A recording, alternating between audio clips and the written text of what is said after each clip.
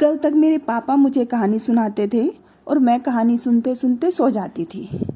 लेकिन अब ज़माना बदल गया है। अब मैं खुद तुमको कहानियाँ सुना सकती हूँ।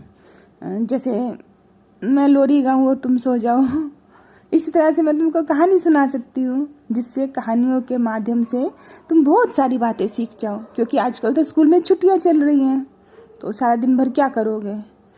ना खेलने के लिए बच्चे, ना पार्क में जाने का वक्त, दोस्तों से कहाँ तक बतियाओगे, कितना बतियाओगे? ऑनलाइन क्लासें कितनी अटेंड करोगे? मौज मस्ती करने के लिए तो कुछ चाहिए ना। तो क्या कहते हो, कहानी शुरू की जाए? ये याद रखना इतना कि ये कहानियाँ ना सिर्फ कहानियाँ नहीं होती, ये दिल बहलाने का एक जरिया नहीं होती, ये हमें इनडायरेक्टली कुछ ना कुछ सिखा जाती हैं। अब ये तो आने वाला वक्त बताएगा मेरी कहानियाँ तुमको कितना कुछ सिखाती हैं, या तुम्हारी वो इच्छा शक्ति को जागृत कर पाती है। एक बात तुम हमेशा याद रखना, ये जो हम सोचते हैं ना स्कूल चले जाएंगे हमें डिग्रियाँ मिल जाएंगी, तो मोटी मोटी डिग्रियाँ हर किसी को समझदार नहीं बनाती। जब तुम थोड़े बड़े हो जाओगे ना, तब तुमको देखोगे, तब तुमको समझ में आएगा कि अपने देश के प्राइम मिनिस्टर क्या बोलते हैं। पहले मुश्किल सवालों को हल करो, मतलब उनकी नज़र में हमें प्राइमरी एजुकेशन की ज़रूरत नहीं है, डायरेक्ट पीएचडी कर लो, मास्टर डिग्री ले लो। ठीक है, ये तो बातें होगी, अभी तुम छोटे हो, इतनी बातें नहीं समझ पाओगे। चलो हम कहानी शुरू करते हैं। एक ना एक दिन तो तुम बड़े हो जाओगे तो बातें बाकी समझ जाओगे। चलो कहानी शुरू करते हैं। ये बात है 1920 की, समझ लो। डायरेक्ट मतलब सही साल तो मुझे मालूम नहीं, क्योंकि मैं इस बात का कोई एविडेंस नहीं दे सकती कि 1920 की है, क्योंकि तब मैं वहाँ पर नहीं थी। तो ये कहानी है 1920 की। हंगरी की आर्मी में एक सैनिक था, समझ लो। तो उसकी लाइफ का सिर्फ एक ही मकसद था कि वो दुनिया का सबसे अच्छा पिस्टल शूटर बने। हर कोई अपने लिए सपने संजोता है ना। हो सकता है तुमने सपना संजो रखा हो, डॉक्टर बनना है, इंजीनियर बनना है, या किसी ने एक्टर बनना है। तो हम जब छोटे होते हैं ना, तभी से हम मतलब भी नहीं समझते बातों का, लेकिन हम सपने देखना शुरू कर देते हैं। कोई हमसे पूछता है बड़े होके क्या बनोगे, तो कोई कहता है कि मैं तो डॉक्टर बनूंगा, मैं तो मास्टर बनूंगा, या मैं म्यूजिशियन बनूंगा। भले ही वो उसको इस बात की समझ ही ना हो कि उसके पास ये सब करने की काबिलियत है या नहीं, क्योंकि हर बच्चा दुनिया में जब भी आता है ना, वो ईश्वर से गॉड गिफ्टेड टैलेंट लेके आता है। हम तुम जितनी चाहे जान लगा दे कि हमें ये बनना है, ये बनना है, वो हम नहीं बन सकते। हाँ, ईश्वर ने जो हमारे नसीब में लिख दिया, हम वो बनेंगे, भले हमारा प्रोफेशन कुछ और हो। जैसे मान लो आपके पापा डॉक्टर हैं, तो जरूरी नहीं कि तुम डॉक्टर बनो। हो सकता है तुम म्यूजिशियन बन जाओ, हो सकता है तुम सिंगर बन जाओ, है ना। तो हमें अपनी तरफ से सिर्फ कोशिश करनी चाहिए, क्योंकि मन की शक्ति से बड़ी कोई शक्ति नहीं। चलो, मैं तो तुमको कहानी सुनाने लगी थी, तुम भी फुर्सत में, मैं भी फुर्सत में, तो बातें तो होंगी ना। आखिर हम दोनों कब तक चुप बैठेंगे? कोई ना कोई तो बतियाएगा, तभी तो वक्त कट पाएगा ना। चलो, मैं तुमको कहानी सुना रही थी। ये 1920 के आसपास की बात है। वहाँ की हंगरी की आर्मी में एक सैनिक था। उसका जीवन का सिर्फ एक ही मकसद था कि उस दुनिया का सबसे अच्छा पिस्टल शूटर बनना है। उसने मतलब अपने लिए गोल पहले ही डिसाइड कर लिया था कि उसको क्या चाहिए, और वो उसके लिए घंटों मेहनत करता था, दिन रात एक करता था। दिन रात कह रही हूँ, रात दिन नहीं कह रही। इसका मतलब ये होता है कि कंटिन्यूसली मेहनत करता था।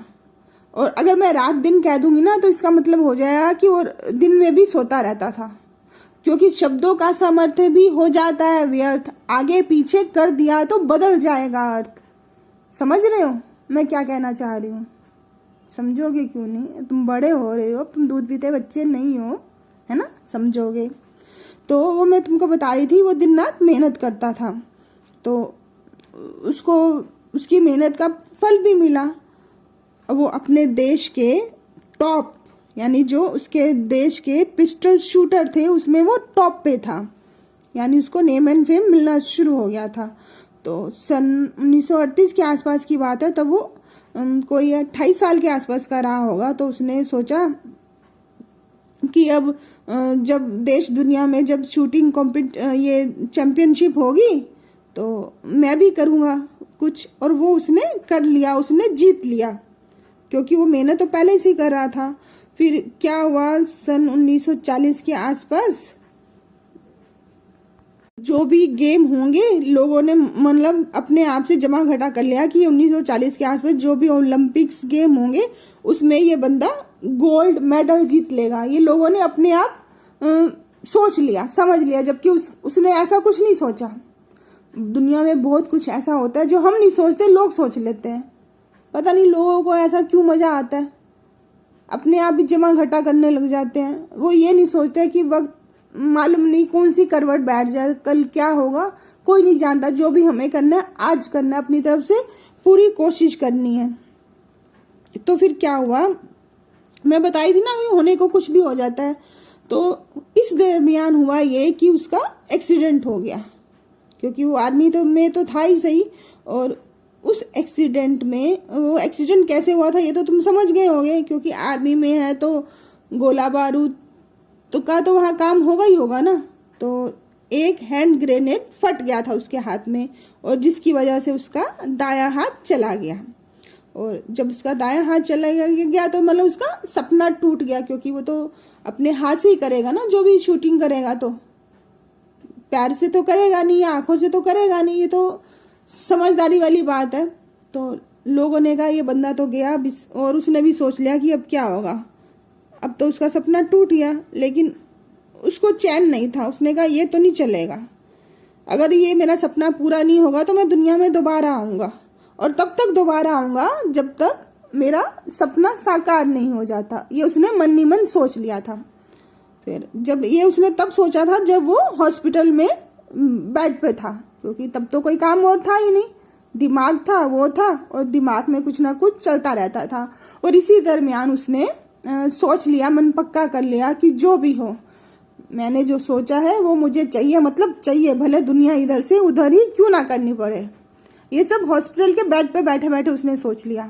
दुनिया को नहीं मालूम कि उसके दिमाग में क्या चल रहा है। और जबकि आम आदमी कोई होता ना तो टूट के बिखर जाता, वो कहता कि अब तो जीवन बोझिल हो गया है ना। परेशानियां तो सबकी लाइफ में आती हैं। अभी क्या हुआ, लॉकडाउन लग गया, सबकी लाइफ डिस्टर्ब होगी एक बंदे के गलत फैसले की वजह से। क्योंकि दुनिया में जो आया है वो दुनिया से जाएगा भी ना, मरने के डर से इंसान जीना तो नहीं छोड़ देता। ऐसे ही बहुत सारे कभी कभी लाइफ में ऐसा होता है, बहुत सारे लोगों की गलतियों का खामियाजा वो लोग उठाते हैं जिनकी कोई गलती नहीं होती। खैर, मैं तुमको कहानी सुना रही थी। तो जब वो हॉस्पिटल में था तो उसको लगा नहीं कि क्या होगा, लोग आते उसको सहानुभूति के 2 शब्द बोल जाते, उसको सहानुभूति के शब्द क्या बोलते, नोच नोच के खाते, जिससे वो मेंटली भी डिस्टर्ब होने लगा। क्योंकि जब हमारे साथ कोई ऊंच नीच हो जाती है, फिर सामने वाला बंदा एक आएगा, दूसरा आएगा, तीसरा आएगा, बार बार वही क्वेश्चन करेगा, बार बार हमारे जख्मों को कुरेदेगा, तो हर कोई डिस्टर्ब हो जाएगा, चाहे वो बच्चा हो, बूढ़ा हो या जवान हो। तो इस तरह से वो भी मेंटली डिस्टर्ब होने लगा था। लेकिन इसके बावजूद भी उसने सोचा कि नहीं, मेरे को जो चाहिए वो तो चाहिए। मतलब डिप्रेशन में जाने के बाद भी उसके दिमाग में 24 घंटे बस यही रहता कि मुझे अपना सपना साकार करना है, दुनिया का नामची शूटर बनना है, भले ही उसके लिए मुझे 1000 जन्म लेने पड़े।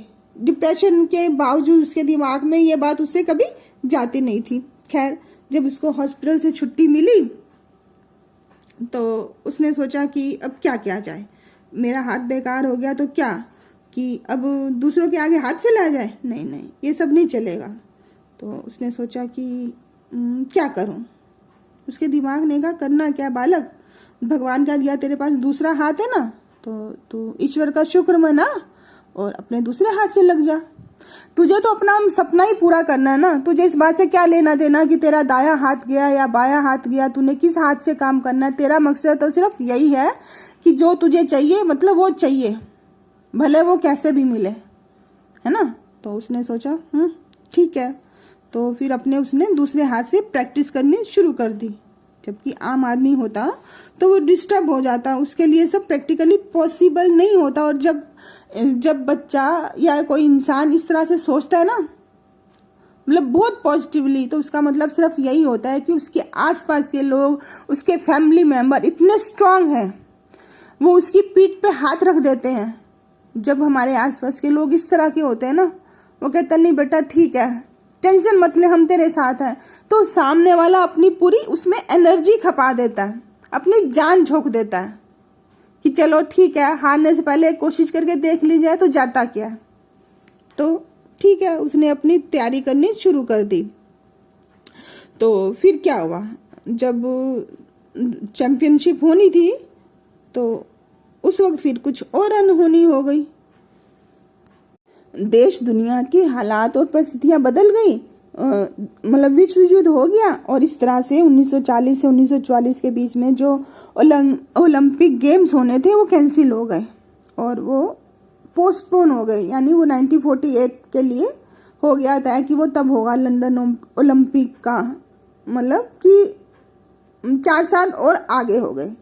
तो फिर क्या हुआ, उसने कहा कि अब तो मुश्किल हो जाएगा, क्योंकि अब तक तो मैं था और पुराने बंदे थे, हमारे बीच में ही मुकाबला होना था, और इस दरमियान ये जो पोस्टपोन हो गए हैं तो नई जनरेशन के बच्चे भी आएंगे, अब मुझे उनको भी झेलना पड़ेगा। मतलब अपनी अगर मैंने काबिलियत का लोहा मनवाना है तो उनके साथ भी मुझे फाइट करना पड़ेगा।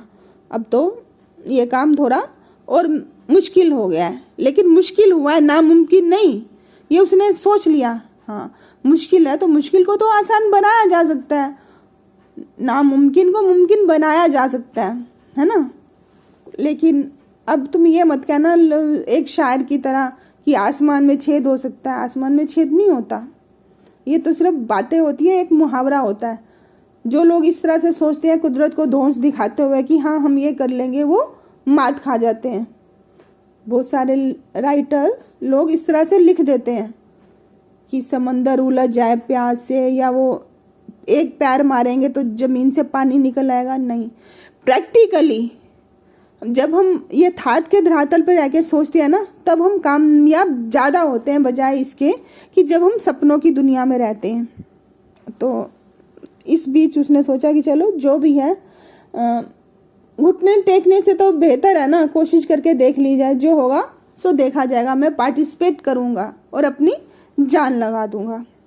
लो, जब उसके आसपास के दोस्तों को, उसके साथ काम करने वाले लोगों को पता चला तो उन्होंने कहा ये बंदा तो सठिया गया है, कैसे करेगा, चलो जाने दो। उन्होंने कहा इसका ब्रेन वॉश हो गया है, इसको सही गलत मालूम नहीं, क्योंकि उसका हाथ तो है नहीं, वो करेगा तो क्या करेगा, लोगों का भी अपना दिमाग होता है ना।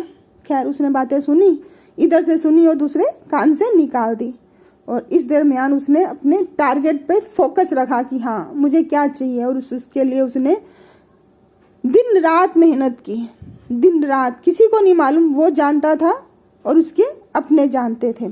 तो फिर क्या हुआ, जब गेम हुए तो उसने अपना जो सोचा था कि मुझे चाहिए, उसने अपना गोल्ड मेडल जीत लिया, और जो दुनिया थी वो देखती रह गई।